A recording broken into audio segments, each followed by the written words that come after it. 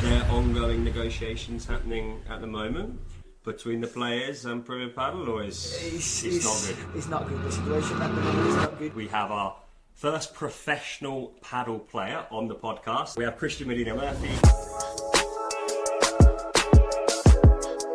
I'm from the UK. I born in Kingston in London.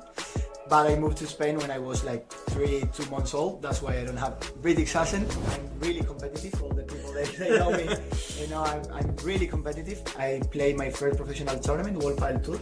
You remember that tour? Of course. I was 17, nearly 18, and now training full time. You recently 104 in the world. That's outstanding. And what are your kind of aspirations? I train like 4 or 5 hours per day. Wow. Between court and gym and all the sessions. But yeah, the sport is changing now. It's quicker. You need to be... It's more aggressive, right? Yeah, more aggressive. Obviously, there's been quite a lot of changes in the last few years. How do you see, I guess, the pro circuits evolving? And I guess, what's your feelings around the Premier Padel and how's it going? At the beginning of this year was a little bit strange situation. Welcome to the Padel Directory Podcast. I'm Toby Bawden and I'll be your interviewer for the TPD Podcast. We're going to have guests on from all walks of life within the paddle space, whether that be high-class coaches, national governing bodies or general influencers, as we all look to navigate this amazing sport in the UK. We can't wait for you to tune in.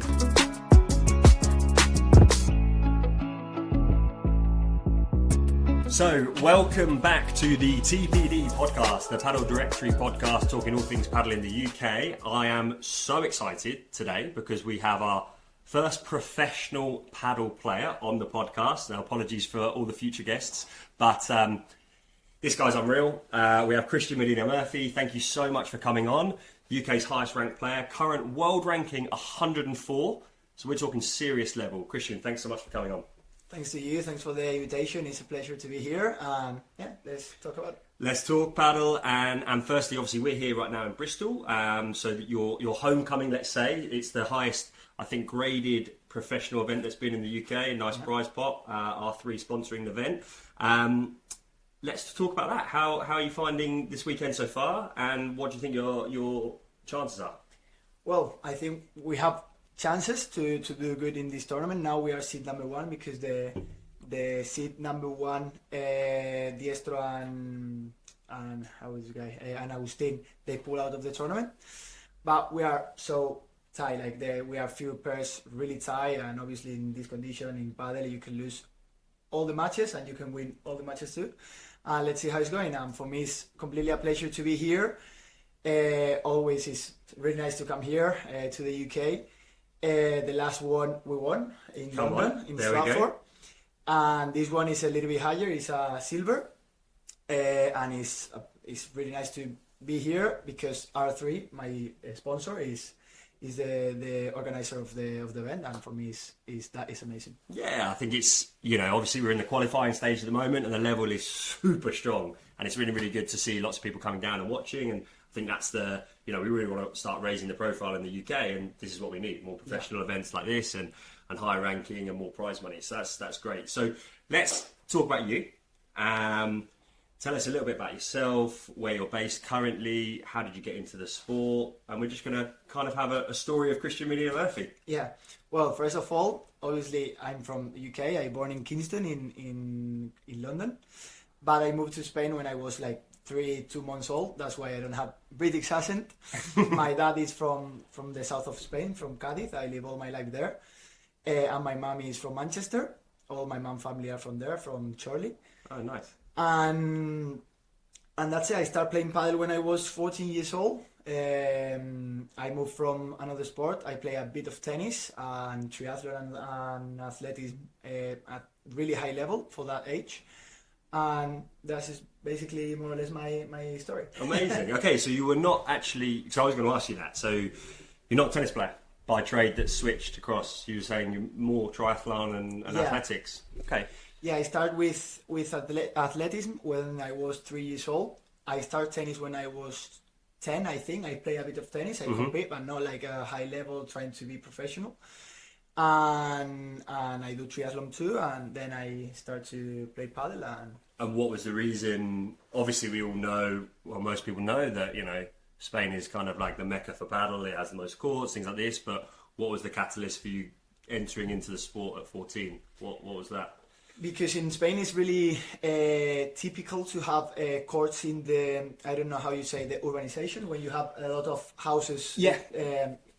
And I was living in Cadiz with 2 paddle courts close in my urbanization, and I start play there with my friends, and we think about it to play a tournament. Then you find really funny to play, you really like it, and you play another one. And Well, okay, so it was just a chance playing at your local courts in your area, your urbanisation, as you say, and you started playing. That's great. And then, was it quite quickly that you realised you had a bit of an appetite for it, or what was the next? Because you mentioned obviously that's 14. How old are you now? 26. 26. Okay, so it's not super long career so far from playing paddle. So what was? Yeah, how did you then, I guess, progress on from just playing with your friends in the local courts? Yeah, obviously it's a little bit easier when you come from tennis. You don't need to be a ex-tennis professional player, but if you play tennis before, obviously you know the shots, you know the timing, you know how to slice the ball and all these kind of things. And then if you are a sport person, it's going to be easier to progress.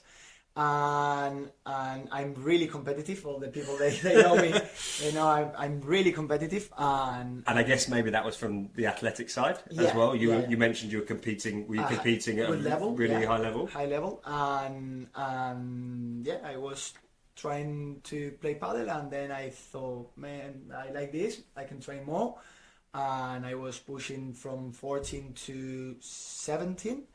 Then I played my first professional tournament, World Padel Tour. You remember that tour? Of course. I was 17, nearly 18, and now training full time.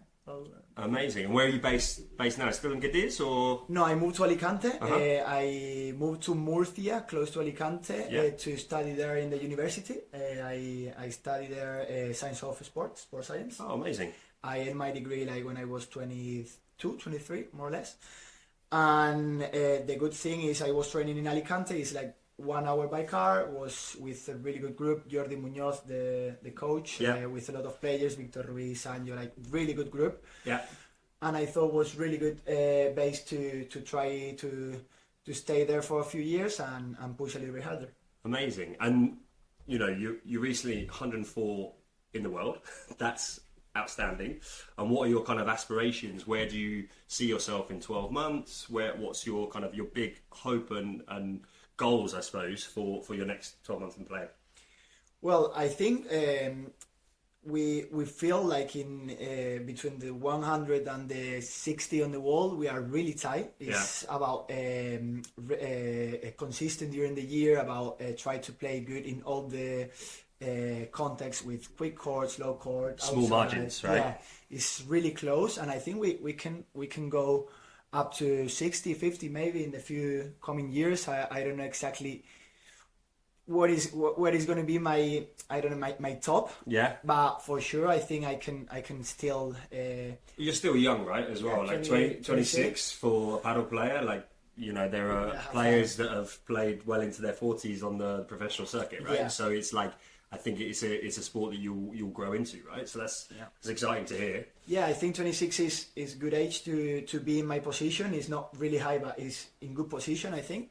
And obviously, paddle you can play now. I think it's going to be changing that. Like it's going to be harder to still playing at 4 years, because obviously now it's really professional sport and it's coming a lot of countries and trying to push harder. It's changing a lot, right?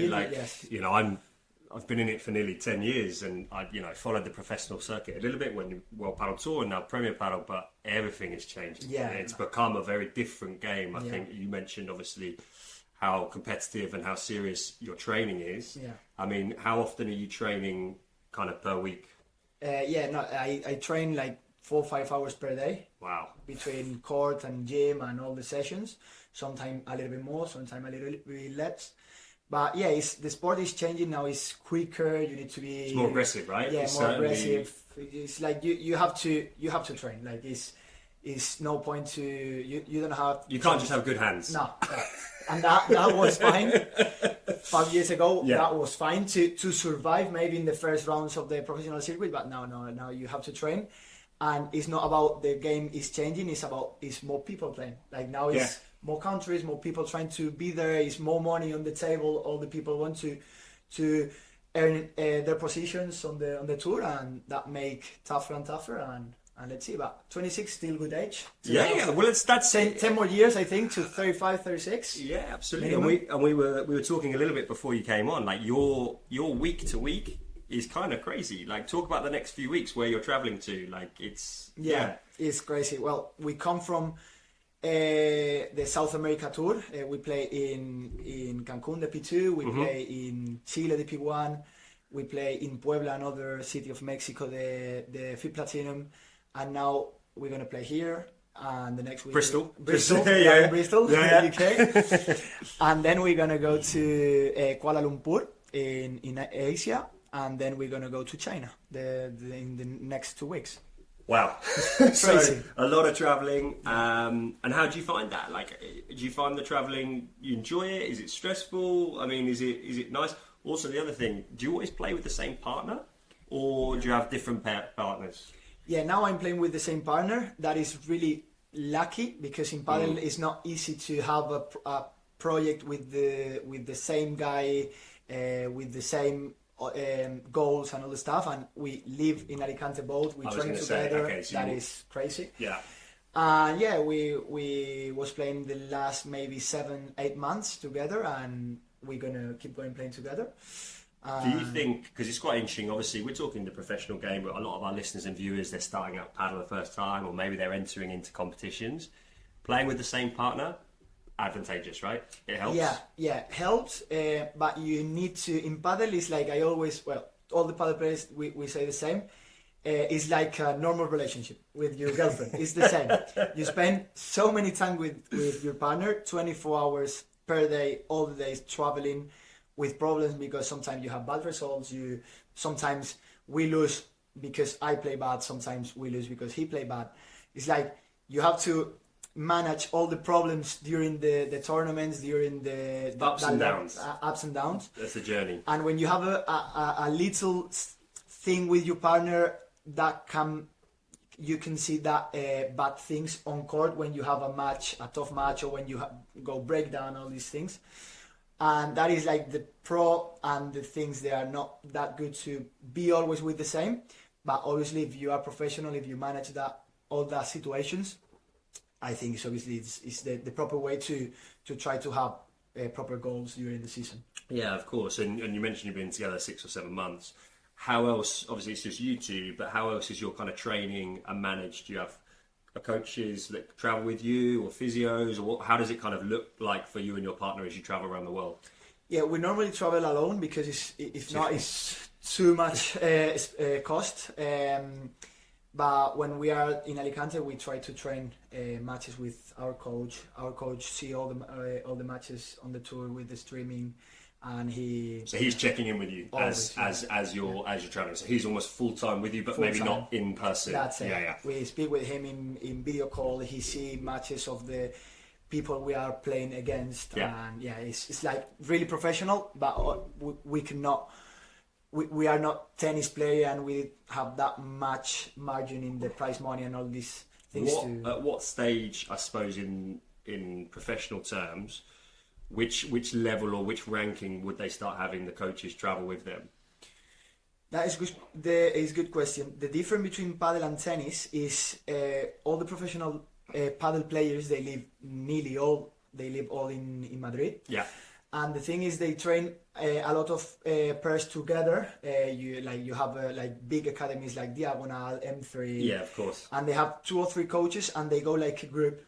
Okay, and you have one coach doing the coach on court to 6 pairs, because all that pairs are trained together, and that is easier because they split the cost of the coaches. So actually, the coach goes to one tournament, but he's coaching 4 or 5 pairs. That makes sense. In tennis, it's different because you go with your coach, and it's like you team, and that's it. In paddle, it's like a little bit different, but in long term, obviously, it's going to be like tennis for sure.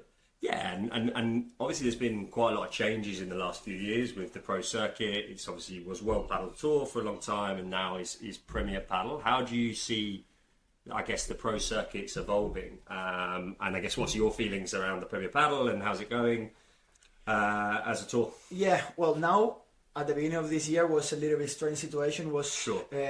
Too much tension between the players, the association of the players with the tour, because it's like Padel is obviously it's a big company like Padel, like a sport, and Premier Padel, they are trying to put that company internationally in all the countries. But in some countries, it's not that easy because you don't have big market to put a big tournament, and that's why sometimes it's tough to go to South America countries, or if we go to Middle East with not too much people looking for that tournament. And because there were some strange events. I remember tuning in and seeing some events where there was like no one watching. That's it. Whereas like when I used to travel to Spain and watch a World Padel Tour, it's fully booked and the crowd's going crazy, and that must have been quite strange for the players. So is that kind of where some of it stemmed from, the frustration? Yeah, it's like when you, if I'm the promoter, makes sense? When I'm doing the tournament and I cannot sell all the tickets and I don't have that big budget for the tournaments, I cannot... Puts pressure over. Yeah, that's it. I cannot put the best hotels, I cannot put the best venue, I cannot put the best food and that for the players, not for me because I'm not the number one, but not yet. But for the top players, sometimes that is not really good to be in this situation. And I think the FIP, the federation, the international federation, has to improve. Like the organization of the FIP at the moment is completely a disaster. They change rules at the last moment. It feels like that from outside looking in. I'm not a professional, but I love the sport, and it feels confusing, right? Because everything's changing. You obviously had the big thing in Gijón as well, right? Where you know the players didn't play, and but it meant that you got to do some well in some tournaments, right? Yeah, in Cancun. Yeah, in Cancun. The to put you an example is like I was playing with Albertito to try to be in the top 77 person in the world at the end of the last year, because that maybe you can play all the P1s guarantees, and we get it. We end the year around the top 63 more or less, and that's it. At the end of the year, 1 or 2 weeks before the first tournament, the FIP told, no, we're going to change all the draws, we're going to change the point system, we're going to change the FIP tour system, and we was thinking, we are now in and how much notice did they give you? Yeah, it's just no notice. And we already played 3 tournaments that year, and it's like we already started the season, and now you're going to change all the rules of the tour. This is crazy. And obviously, when we do the change between World Padel Tour and Premier Padel, they guarantee to us some stuff like hotels to quali, like blah blah blah blah blah, and they was changing that things. So that's why the frustration the players decide we have to stop and sit down again and try to see where we're going to go, because this is not the... And are there ongoing negotiations happening at the moment between the players and Premier Padel, or it's not good? It's not good. The situation at the moment is not good because the Premier Padel and the FIP, they go together. They are like... at the beginning, there was 3 different things: FIP, Premier Padel, and the association of the players. Yeah. But now the FIP and Premier Padel, they are working together, and like they are really good friends, and they get so angry about the situation of the players, and they say, okay, you decide to don't play. And now the negotiations are completely stopped. The situation is completely blocked, and let's see how it's going the coming months. Well, fingers crossed, you know, there can be some arrangements made, because ultimately we all want to see paddle played on the world stage, and we want to see it advertised and televised and all this, and it sounds like a very frustrating 12 months within the sport and some, so fingers crossed they can do that. But that's amazing. So what we're going to do is take a little break now, and then we'll come back, and really what I want to talk to you about is the UK paddle scene, representing Great Britain and everything else in between. Thanks. The Padel Directory is for anyone that wants to find out more about paddle in the UK. It's a space for coaches, players, businesses, and anyone that wants to pick up a racket for the first time. Check out the website below.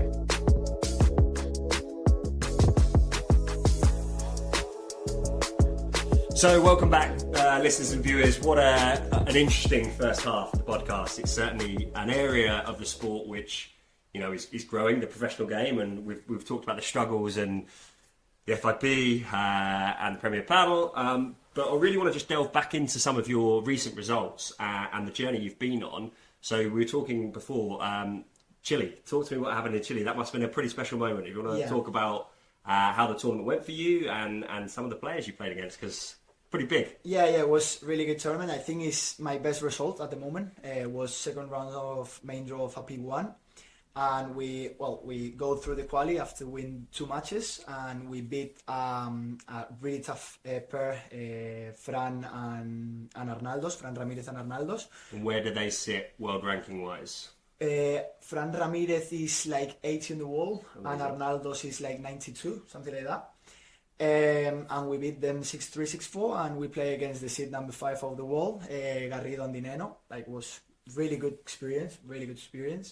And it's like the perfect match to see how they play that matches, the difference between them and us, what you need to improve, all this kind of thing. How was the step up? Did it feel noticeably? I know it's an obvious thing to say, but was it like? It's like the good thing in padel is like if was in another sport, is more different between 100 on the wall to the number 5. In padel, it's like you can play, you can compete, but you can see the difference in the game. They are, for me, the big difference between the best on the wall and me, or the people in my ranking, is like they obviously they have 1 or 2 amazing shots. Garrido has the smash is like crazy. Yeah.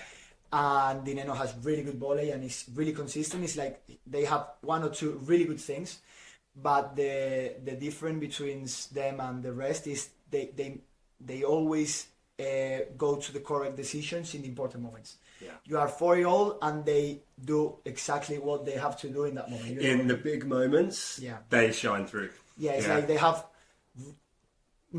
good confidence in that moments, and they know, like, because sometimes when you are playing padel, you have to do so many different stuff. Yeah, like imagine if you are playing to Garrido, you have to try to make him think you're gonna do a lob and then play down and go forward. Or you have so many different stuff to try. Yeah. But it's like in the 4-year-olds, he can know before you what you're gonna do, and boom, he closed the nail. These kind of things, because finally they are better. They are 5 on the wall. They have amazing level. And that's, but you competed, right? The score was, it was tight. Yeah, it was 6-3, 6-4. We have chances to be on the game.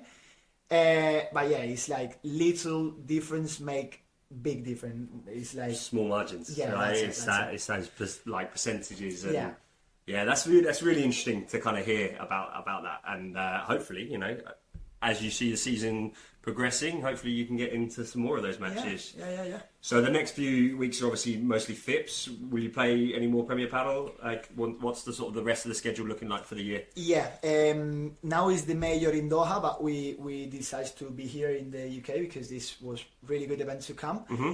I think the next Premier Padel, the next big one, the major is the next one in Rome, in Italy, and nice. We're gonna be there, and we maybe gonna play one P1 before, maybe in Argentina, or I think in Malaga is another one. Yeah. I don't remember exactly the schedule, but yeah, we're gonna play between FIP tournaments and Premier Padel, few of them. Go between the two. That's it. And how does the so for someone that isn't sure and is watching or listening, how does like the ranking system? I know we've talked about it maybe not being perfect, but how does the ranking system work for you guys in terms of level of points, things like that? It'd be quite interesting, I think, for our listeners to understand. The system is quite similar to tennis system. I don't know if the people that are hearing this can put something in the mind, but it's like you have the points of the last 365 days. Okay, so it's rolling. That's it. You defend the points you earn in the same week the last year. Yeah. And you have you can play all the tournaments you want, but you have only on the ranking the best 22. Okay. on the last year. Yeah. You have that average. I don't know. Yeah, if so you that makes take sense. your 22 best results In over the last year. over 365 days, and you defend those points That's as you go. it. So when you win Bristol this weekend, I defend Bristol the next year. yeah. That 80 points. If you win this one, you have 80 I was going to points. say there's Yeah. different weights of points, right? That's so it. gold, silver, bronze, and obviously the P1s. Yeah. And as you go, Yeah, up, right? it's- So Yeah, it's for more or less. It's like always is the double points, more or less. You have fifth bronze, 40 points, fifth silver, 80. After that, fifth gold, you have 150, I think. Platinum, 300 or 350, more or less.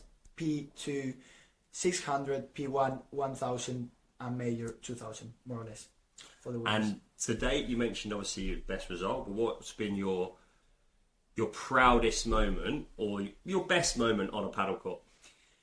I think I have few of them. Okay. One of them, when I was junior, was becoming third on the world with the GB team in Mexico. That was great. After Spain and Argentina, we get the bronze medal, and it was really good moment. After that, in the last year, maybe I get the one in London in the FIP of Stratford, because we won, and my mom family was watching Oh, nice. the tournament here all the weekend. My sister, Jonathan, the R3 team, they was there, and Steve from the LCA, Tom. Yeah, it was really good. It was a nice Yeah, moment. Really nice. And how do you, obviously, having grown up, you mentioned obviously being born in London, but having grown up in Spain, how have you sort of seen the development of paddle in the UK in the last, Yeah.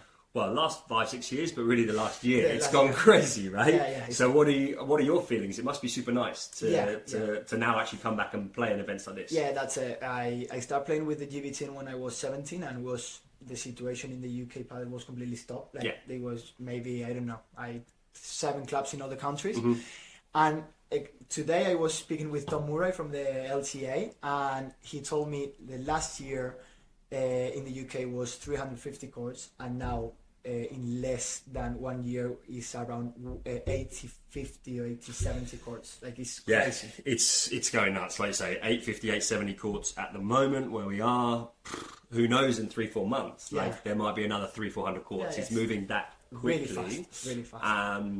And I guess for you, it means you get to come back more, right? Yeah, that's it. We can do more events. We can try to do more stuff to promote the sport. We can do more professional tournaments, and it's going to be really nice to see how the sport is going here. Like, it's going to be fantastic. If you had some advice for somebody that's new to the game and has never played paddle before, what would the 3 bits of advice that you would give to someone?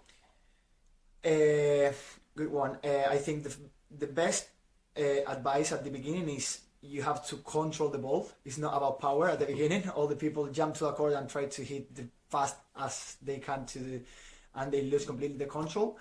I think first is control the ball. Like that. First one. Second one, body control. Okay. That is really important. When you hit the ball, you have to try to be really stable. If your body is moving when you hit the ball, you're going to lose the control. The point 1 and the point 2 are similar, but but they link, really, right? Yeah, it's really important. Control with the ball, body control, and be solid. I think when you start, you have to try to be solid, no mistakes, and then consistency. When you are consistency, you start to understand how the sport works, the tactic, and I think that is the nicer thing on paddle. Yeah, it's interesting you mentioned sort of the tactics. How important are tactics in paddle? Yeah. It's nearly, in the professional level, is 70-80% of the results is about that. Because and do you find that a lot of it is also just the patterns of play, and then having to change those patterns depending on who you're playing against? Yeah, I always put the same example. Speaking with another UK player, he told me, because always they say I have really good tactics during the games and during the tournaments, and always he asked me, but what is best, cross court lobs or lobs down the line? And I always say the same. Padel is like philosophy. All the question, the answer is another question. Like, lob cross depends. Who are you playing against? Is fast court? Is indoor? Is outdoor? Bull paddle balls, head, whatever. Yeah, so many factors that then mean that you have to change certain things. Like you say, there isn't. You can have a set way, and I think that's what you see, right? Often you see quite interesting results across paddle where you have like 6 love one set, then love 6 the next, because there's a change of tactic, and suddenly they realise, and it's makes for really interesting viewing and watching. But it's fascinating to hear you talk kind of about the game and the philosophy. I like that of paddle. Is that because it's so many stuff to think. In tennis is easier, the tactic, because it's like when I would play tennis always with my coach told me you have to play fast to the lines, and that's it. No, it's like it's basic. But it is what it is. With the quality of the shot, obviously, if you are playing with a guy, they're playing backhand with one hand, you can try to play with spin to play high backhand. Yeah. But it's simple because you have big court, many spaces. Well, you're building to finish, right? And it's almost like that momentum goes only one way and ends. Whereas paddle, the momentum shifts that's it. throughout one point, can chop and change so much, so you have to be constantly thinking. Basically, the court is smaller. Yeah. It's 2 against 2.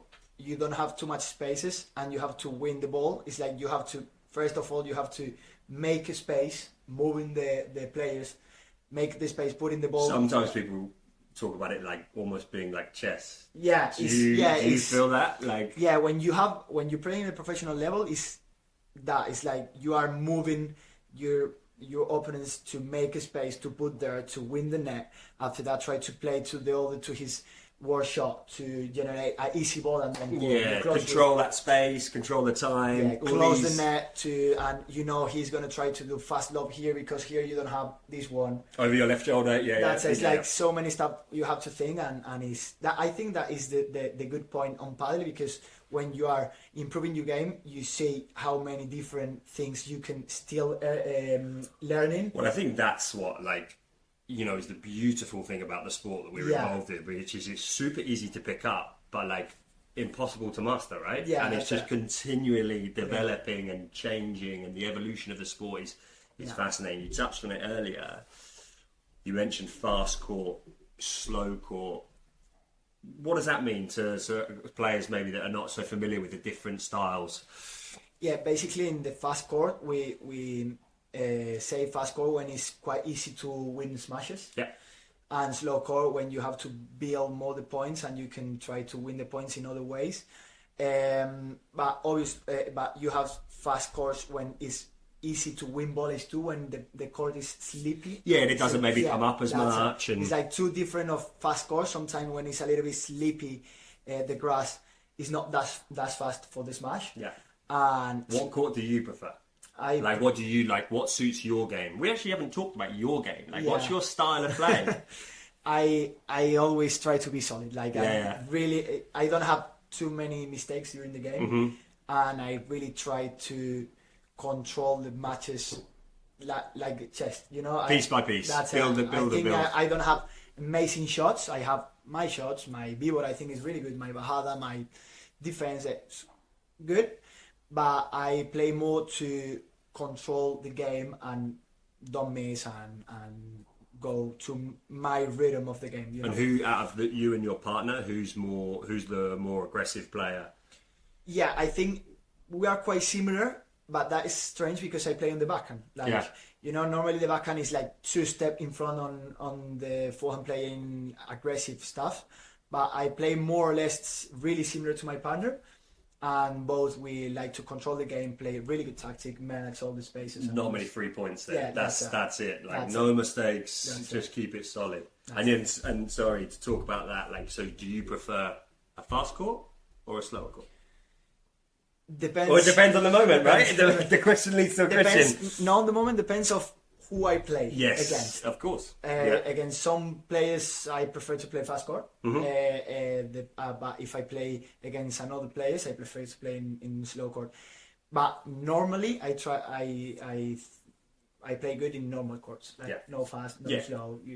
No. And indoors, outdoors? What do you prefer? I prefer indoors. I prefer indoors. It's a debate in the UK with our lovely weather, indoors versus outdoors. Yeah. But I think the more and more you see and read, the professional players prefer indoors, right? Yeah, always, Yeah, because no wind, no sun. It's because we have to play with not too much margin. If you play against Garrido and you need to put the lob maximum 50 centimeters close to the glass, with windy, you do the lob and you never know sometimes. Would you say, and I've heard other podcasts, would you say would you like to see the professional circuit only indoors? I don't know if only indoor, but 80-20 I think is good. But now the problem is when you play the big tournaments, it's like 80% outdoor and 20% indoor, because they try to use tennis venues. Yeah. And normally they all are outdoor. Like we play in Roland Garros, we play in Rome in the Master Mill. Exactly. venue. It's big tennis venues with. You like go say, to the tournament, you see the venue and you say, "Wow, this is so nice." But when you are going to play, it's like, you're like, no. I prefer indoor. Yeah. yeah. That's really good. And so obviously you're super lucky to have you here today and playing in Bristol. You mentioned any more tournaments coming up this year in the UK? Well, we're going to try to follow all the R3 Bull Padel Cup, because I think R3 is doing a really nice job here. They're in the supporting UK, lots of players, supporting all the players, supporting me. Without them, I don't know if I can do all these tournaments, all the tour, and it's really important to do it. And I think they are helping a lot to the players, and they are doing a lot of events. Well, it's raising the profile as Yeah. well, right? Like, to come and correct me if I'm wrong, but I think the prize pot is €18,000 for this event. And it means we get better players in the UK, and it's we're in the qualies today, and with lots of people watching. It's so good. It's so good. Basically, they are promoting the sport really good, and I think when you want to try to see more people playing, you need these big companies trying to help the sport grow, and I think we have really lucky to have R3 involved in the UK. I think it's good, right? I think there's people play in the UK and they think it's just this, and then we have all the guys and girls coming over from Spain, Sweden, Holland, wherever it may be, and then they get to see the level. Yeah. Nice. And it's great. Christian, this has been great fun. Thank you so much for coming on today, and good luck in the event. I'm sure when people listen and tune in, he will have won this event. He will have won in Guatemala. He might have won in China, and we're going to follow him really closely. And we're super proud in the UK to have yourself flying the flag for us, and keep up the great work, man. Yeah, thanks for the invitation to be here. It's a pleasure. I want to say thanks, obviously, to R3, my sponsor, to the LTA, because he's supporting me, and a lot of players too. They are trying to build the sport here in the UK. I want to say thanks to all the people that are trying, like you and all these guys that are working with the sport. And yeah, it's a pleasure, and I hope we can do more in the future. Thanks, man. Great stuff.